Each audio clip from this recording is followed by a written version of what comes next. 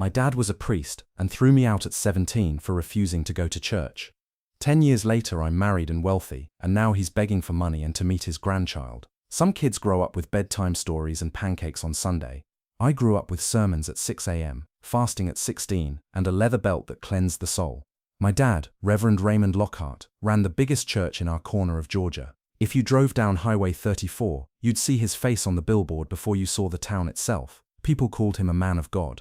To them he was kind, charismatic, righteous. At home he was terrifying. Everything in our house revolved around the church. We weren't a family, we were an audience, and I was his primary project. God chose you, he used to say. You'll carry my mantle. I was 5 when he slapped a toy dinosaur out of my hand and said God made man, not lizards. At 11 he caught me humming a pop song on the porch and made me write out Psalms 119 by hand, every single verse. Took me 2 days. At 13 he found a copy of The Hobbit in my backpack and burned it on the grill while I watched. At 16 I was forced to fast for 2 full days because I had impure dreams. He made me sleep on the floor with a Bible under my head and told me to fight the demon in my blood. I remember every crack in that ceiling. My mum, Marlene, never raised her voice. She didn't hit me, but she also didn't protect me. She'd just say things like, "Your father knows the word," or worse, "Pray on it." She ironed his robes, kept the house spotless, stayed quiet when he told me I was going to hell for asking if Jesus laughed. Then there was Abby, my little sister by a year. She was softer than me, more careful, but even she started to flinch when Dad walked into the room. Sometimes she'd sneak into my room late at night with a flashlight and a granola bar, whisper stories. Once she gave me a drawing she made, me and her flying above a burning church, our arms like wings. I still have it. The only place I ever felt normal was Jamal's garage. Jamal lived 2 blocks down with his dad, a mechanic named Curtis. Their house always smelled like oil and barbecue. No one judged me there. We played basketball, read comics, listened to music. Jamal never pushed, just let me be. "I don't think I believe in any of it," I told him once, voice shaking. He just nodded. "Then you believe in something else. That's enough." I tried to keep the peace at home. I went to church, sat still, nodded at sermons. But inside, something had snapped. I couldn't pretend anymore. On Christmas Eve, just after we lit the Advent candles, my father stood in the living room and announced, "Tomorrow my son Caleb will give the opening prayer. His first step as a future man of God." I said nothing, just stared at the floor. He noticed. "What's wrong with you?" he asked, loud enough for my mum and Abby to freeze. "I'm not doing it," I said quietly. He stepped closer. "Speak up." I said, "I'm not doing it. I'm not you. I don't believe in this version of God you preach." Time stopped. Even the ticking clock went quiet. "You don't believe in God," he said slowly, as if tasting poison. "I believe in something," I said, "but not this, not shame and fire and fear." He laughed, a short, sharp bark. "Then you are not my son." He turned to my mum. "Get the trash bags. Raymond, now." 15 minutes later, I was on the front lawn. 2 bags, my backpack, no coat, snowflakes drifted down like ashes. He stood on the porch, Bible in one hand, belt in the other. "You walk away from the Lord," he said. "He walks away from you." He slammed the door. I stood there shivering, teeth chattering, breath fogging the air. Abby pressed her face to the upstairs window, palms flat on the glass. She didn't wave, just watched me vanish into the dark. Jamal's dad let me crash in their basement that night. I barely spoke. Jamal handed me a blanket and said, "You're safe here." Next 2 weeks, I slept in the back of Jamal's dad's Oldsmobile. Curtis was kind, but he didn't have a spare room, and the garage where he worked was barely making ends meet. Still, he let me park behind the shop, gave me warm meals when he could, and never asked questions I didn't want to answer. I worked night shifts at a gas station near the freeway, minimum wage. I spent most of it on instant ramen and bus fare. I didn't talk much, didn't dream much either, but I did write. Lyrics, mostly. Ideas. Half poems and scraps of melody I kept in a spiral notebook I'd stolen from a Walgreens. I didn't know if I wanted to be a songwriter or just needed something to hold on to that wasn't silence. "You ever think about leaving town?" Jamal asked one night, sitting on the hood of his cousin's van, smoking cheap Black & Milds. "Every day," I said. "Well," he grinned, "my cousin's got a couch in Atlanta. That's a start." Atlanta felt like another world, loud, sweaty, full of sirens and strangers and the low rumble of buses that never stopped for you. Jamal's cousin Travis lived in a 3rd-floor walk-up with paint-chipped walls and a living room that smelled like burnt pizza rolls. I slept on an air mattress that deflated by 3 a.m. every night, but it was mine. No Bible, no rules, no sermons. I even bought a lamp shaped like a dragon from a thrift shop, just because I could. During the day, I worked at a diner near Georgia State, running plates, cleaning bathrooms, memorizing orders from drunk students. It wasn't glamorous, but it was the first time I felt real, alive. At night, we hung out in the tiny kitchen.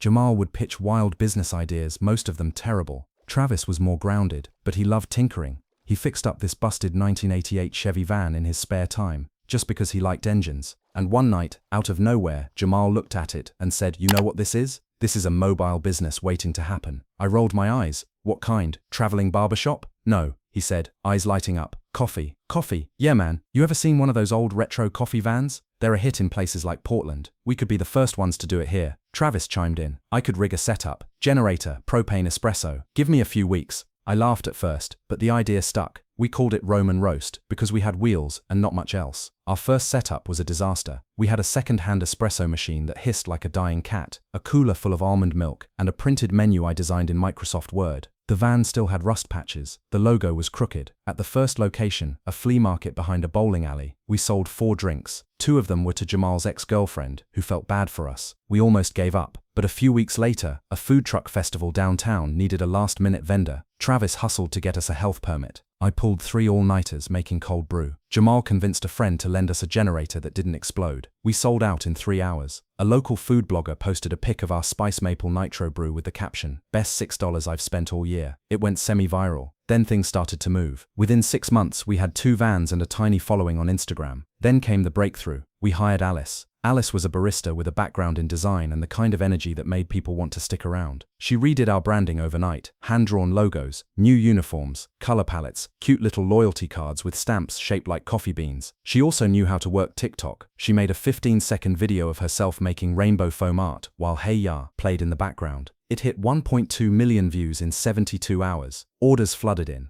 Our follower count jumped by 10,000. Alice became our marketing director, then our co-owner. Then over time, everything else. She was fierce, funny, wicked smart. The first woman who ever looked at my broken pieces and didn't flinch. We got married a year after opening our first brick-and-mortar cafe in Decatur. We hired staff, started sourcing our own beans, created a mobile app. Travis managed operations. Jamal handled logistics. Marcus, our old roommate turned lawyer, helped us franchise. By year 4, Roman Roast had 11 coffee trucks across 3 states, 2 cafes with full menus and merch, a roasting facility that supplied independent shops, a TikTok account with over 100K followers. People knew our name, and in the middle of it all, we had Nathan, our son. Alice gave birth to him on a rainy Monday, 2 weeks early. He had her eyes, my nose, and the loudest cry I'd ever heard. I held him in that tiny hospital room, rocking back and forth while Alice slept, and I realized this is what a family feels like. I thought I'd left the past behind, until one night, right after we put Nate to bed, my phone buzzed with a message from my sister. "Caleb, Dad wants to see you, says Mum's dying."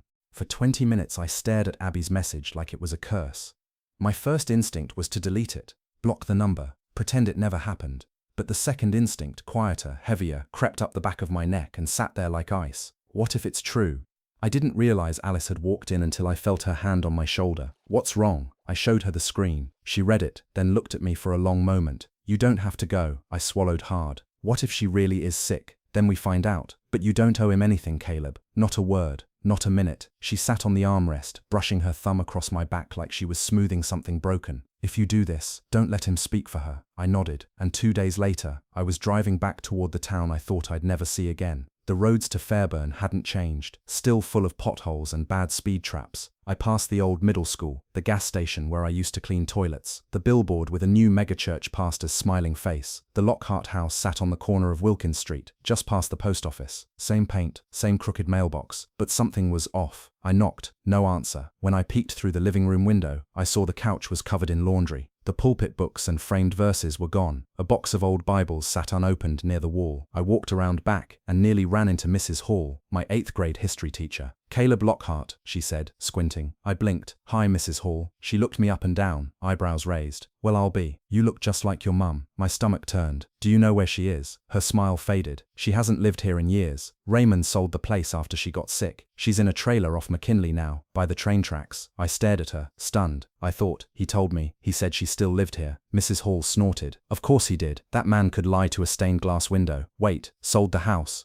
But this place, this was theirs." She nodded. "He signed it over to the church, then moved into some apartment near the studio. Heard he does online sermons now. And Mum, I check in when I can. Folks say she's got arthritis real bad. Hard time getting around, but she never complains. Just says God gave me breath this morning and makes tea." Her voice softened. "She always asks about you." The trailer park was smaller than I expected. Chain link fences, dirt lot, a sagging sign that read Crescent Pines Mobile Estates, like anyone believed that made it sound better. Her trailer, Unit 7, had wind chimes made of bent spoons. A single plastic chair sat out front beside a potted plant that hadn't bloomed in a while. I knocked. It took a moment, then the door creaked open. "Caleb," she whispered. She looked older, thinner. Her hair had gone grey in strands, pulled into a loose braid. She wore a peach-colored cardigan with one sleeve falling off the shoulder. I didn't say anything, just hugged her. We both cried. Inside it smelled like menthol cream and lemon tea. The floor creaked. A space heater buzzed in the corner. There were photos on the fridge. One of me from middle school, one of Abby at graduation. "I wanted to call you," she said, "so many times. But he told me you wanted nothing to do with us, that you hated us. He said you were here, sick and dying." She looked down. "He didn't visit once last year. Not even for my birthday." My chest tightened. "Mum, why didn't you leave him sooner?" "I was afraid," she admitted. "Afraid of what people would say, of being alone, of failing you kids. But mostly, I thought I deserved it." "You didn't." She looked at me, really looked. "Neither did you." We sat at her tiny table. She made instant coffee in chipped mugs and passed me the sugar like nothing had changed. "I saw your wedding photos," she said, eyes twinkling. "Alice is beautiful. You looked happy." "I am." She smiled, then winced as her hands trembled. She pressed a palm to her wrist. "You're hurting. Arthritis," she said. "Can't afford the good meds." "It's all right." "No, it's not." I thought of our downtown cafe, with the unused second floor, the spare bedroom Alice called the maybe guest room. The nights we sat and wondered who we were becoming. And then I thought of the man who'd left this woman behind and lied to me about her. "I want you to come live with us," I said suddenly. "Not just visit, live." She stared at me, stunned. "You'd really want that? You're my mum." A tear rolled down her cheek. "But first," I added, standing slowly, "I need to pay someone a visit." The next day, I walked back into the church where he once made me confess for questioning his authority.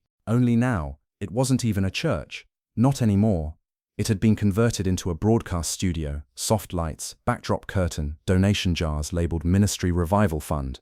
A ring light glowed near the podium. He saw me before I spoke. "Son," he said, voice sweet like syrup, "I knew you'd come around." I didn't smile. "You lied." He tilted his head. "I prayed. You said Mum was dying. You didn't tell me she was living in a trailer while you chased Facebook views." He spread his hands. "I'm a man of God. I do what he calls me to do. You abandoned her." He stepped closer. "She was holding me back." "No," I said quietly. "She survived without you. That's strength." His eyes flickered, just for a second. "You're angry, but family is still family." I nodded. "Which is why you're going to regret everything that's coming next." His jaw tightened. "Is that a threat?" "No," I said. "It's a reckoning." A week after that last conversation, a feature article dropped on the front page of Georgia Current. "The Prophet and the Prophets. One small-town pastor's fall from grace." The byline belonged to Mia Roberts, a young journalist with a reputation for calling out local corruption. I'd met her through Alice's cousin, who worked at a non-profit. Mia didn't flinch when I showed her the receipts, literal and figurative. Bank statements, tax records, transfer logs from parishioners' donations directly into his personal account.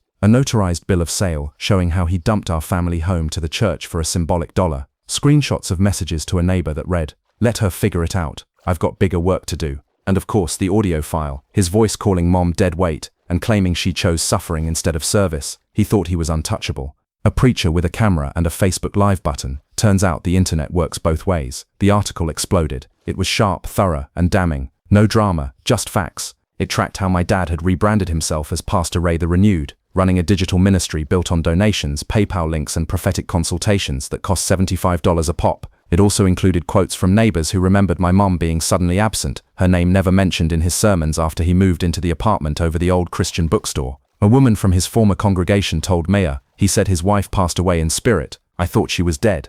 Under the article were screenshots of donation asks alongside Amazon orders, LED lights, a new mic setup, catered food. The title of his latest sermon, Grace Isn't Free. It backfired fast. Reddit threads, Facebook shares, TikTok duets, former churchgoers posted their own stories, screenshots flooded in. And under his latest YouTube video, 5 signs you're under spiritual attack, someone commented, "Is one of the signs abandoning your sick wife while begging for rent money?" It had 4,000 likes. He called me 4 times in 2 days, left voicemails like nothing had happened. "Son, the media twists everything. I forgive you for whatever bitterness you've been carrying. Let's talk. Bring my grandson. He deserves to know his roots." I didn't answer. Then I texted, "If you want to talk, meet me where it started." That Saturday, I walked into the old sanctuary. It smelled like dust and lead haze now. The pews were gone, replaced with folding chairs and ring lights. His donation box was still taped with "Sow Your Seed." He came in wearing a blazer and sneakers, with that same half smile he used to wear when punishing me. "I knew you'd come back," he said. "Blood always returns to blood." I sat down, then reached into my bag and pulled out 3 printed folders, laid them on the table between us. One was labeled Bank Transfers, Private to Ministry. 1. Property Sale, 1112 Wilkins Street. 1. Email Threads, Jan May. He didn't touch them. Instead, he tried to laugh. You've been busy. What's all this supposed to mean? I leaned in. It means I know everything. The lies, the money, the manipulation, how you threw Mom out and called it holy. He stiffened. I didn't stop. You said she was dying, so I'd come crawling back. You thought I'd forget what you did to me, but now the world knows, and you're gonna face it, like a man, or like a fraud. He opened his mouth, but I raised a hand. I'm not here to save you. I came so you'd hear it from me. Not from a headline, not from a tweet. From me. I know, and I'm not afraid of you anymore. Silence. His lips twitched. His jaw locked. You think God's on your side? He finally spat. I stood up. No, but I know he's not on yours. And then, just before I turned to leave, I looked him dead in the eyes and said, God might still give you grace. I won't. I drove straight to the trailer. My mum was already packed. Abby had come to help, quiet but smiling. She hugged me like she was 10 again. We brought her back to Atlanta that evening. Alice had turned the guest room into a soft, warm space. Nathan made her laugh before dinner by tossing his mashed peas in the air like fireworks. That night, we sat around the kitchen table. Jamal popped by with a bottle of non-alcoholic cider. Travis brought cookies. Alice braided Mum's hair, while Abby showed her how to use an iPad. Nathan fell asleep in my arms. It was simple, perfect, and so far from everything I grew up with. I got one final voicemail a week later. I never listened to it, just stared at the transcript for a second before deleting it. I wasn't angry anymore, just done. As we cleared the table that night, Alice looked over and asked, "You okay?" I nodded, lighter. Then I looked at my mum, who was humming softly to Nathan while folding his blanket, and I thought about what my dad used to say, God sees everything. Maybe that was true, because now, so does the world.